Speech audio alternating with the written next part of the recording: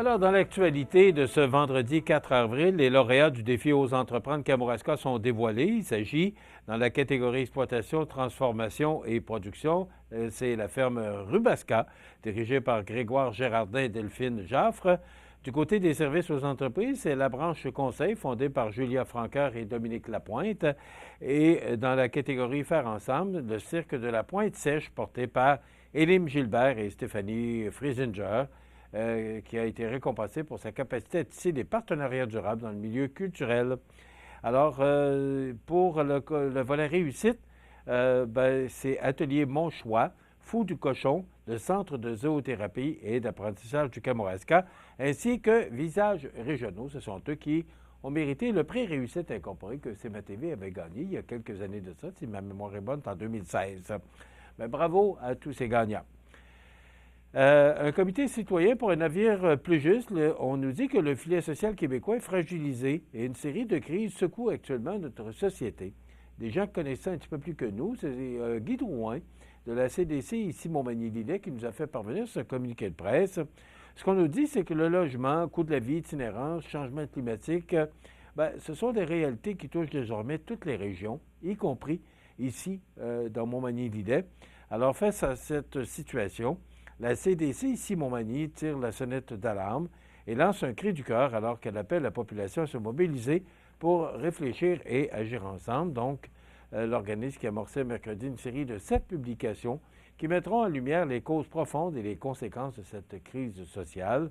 L'objectif est d'exposer les droits fondamentaux bafoués et inviter la population à bâtir des solutions. Donc, on invite des gens. On veut former un comité citoyen pour réfléchir et penser à notre avenir. Donc, vous pouvez communiquer avec la CDC ici Montmagny-Lillet si ça vous tente de faire partie de ce comité citoyen. Parlant d'économie sociale, le budget 2025-2026 présenté récemment par le ministre Éric Girard, ministre des Finances, promet des investissements pour stimuler l'économie québécoise.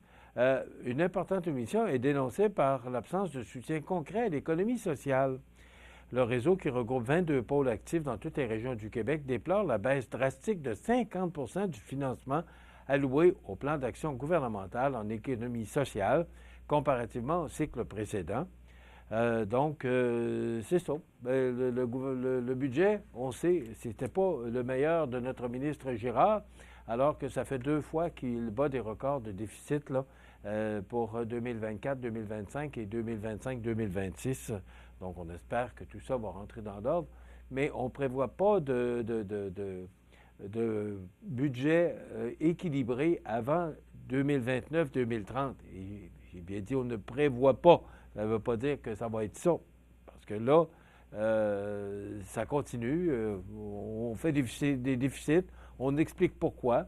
Et comme je vous ai parlé récemment, c'est que les municipalités, toutes les villes du Québec sont tenues par la loi de présenter un budget équilibré, mais le gouvernement...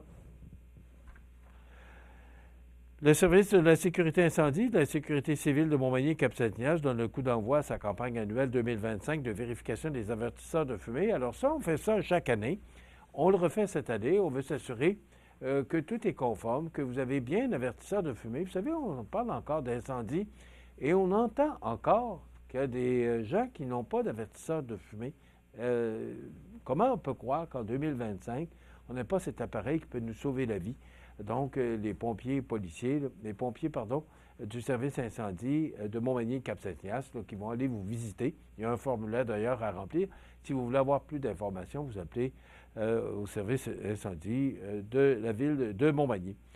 Aussi, ce qu'on dit, là, c'est qu'il n'y a aucune entreprise qui a été mandatée pour inspecter ou entretenir vos extincteurs. Alors, à cet effet, le service de la sécurité incendie et de la sécurité civile de Montmagny-Cap-Saint-Ignace vous invite à être vigilant face aux sollicitations frauduleuses. On va vérifier vos appareils, mais personne n'a été mandaté là, pour vérifier vos appareils. Donc, si vous voulez le faire, vous appelez qui vous voulez pour faire la vérification de vos appareils. Maintenant, dans l'actualité, je voulais vous en parler hier. Vous savez, on parle beaucoup d'achat local avec ce qui se passe aux États-Unis, là, des tarifs douaniers. Dans le Journal de Québec d'hier, sous la plume de Martin Jolicoeur, on disait qu'Hydro-Québec confirmait avoir fait l'achat de 3 avions régionaux de la société européenne ATR à un coût d'environ 100 millions de dollars. Là, on dit que ces appareils-là sont en fin de vie. Mais pourquoi je vous parle de ça? C'est que il faut être prudent. On dit que ATR, pour Avions de transport régional, est une co-entreprise italo-européenne, Leonardo Spa et Airbus, fondée en 1982. Elle se spécialise dans la construction d'avions régionaux pouvant transporter de 48 à 78 personnes. Mais ce qui est important et pourquoi je vous parle de ça, c'est qu'Hydro-Québec, qui s'était jusqu'à présent toujours approvisionné chez Bombardier, qui n'offre plus nécessairement, ce qu'on comprend Bombardier se concentre maintenant sur la production de jets d'affaires et militaires. Alors, on dit qu'une forte proportion des composants de l'avion ATR choisi est produite au Canada. C'est là qu'il faut faire attention parce que, oui, c'est beau de vouloir acheter local, mais des fois, on ne peut pas. Et il faut voir qu'il y a beaucoup de pièces. Écoutez, j'entendais cette semaine là, que des pièces qui partent ici, qui vont aller aux États-Unis, qui reviennent, s'en vont en Europe, reviennent, fait le tour avant d'arriver à l'assemblage. Alors ça, c'est une réalité. Donc, ça fait travailler du monde. Et il faut lire les articles au complet pour s'assurer là, et voir que, oui, l'achat local, mais il faut faire attention parce que l'achat local, ça peut être dangereux parce que ça peut priver les gens qui travaillent chez nous là, de produire des pièces qui peuvent, d'un équipement ou d'un appareil ou peu importe, qui peut être construit ailleurs, mais des équipements qui sont construits au Canada. Et aussi, ça c'est sous la plume de Gabriel Côté, dans le Journal de Québec d'hier également, les petits acériculteurs sont obligés de mettre leur sirop d'érable dans des boîtes de conserve chinoises, car ils n'ont pas d'autre choix à la quincaillerie du coin, et ce, même si l'on fabrique des canettes d'acier au Québec.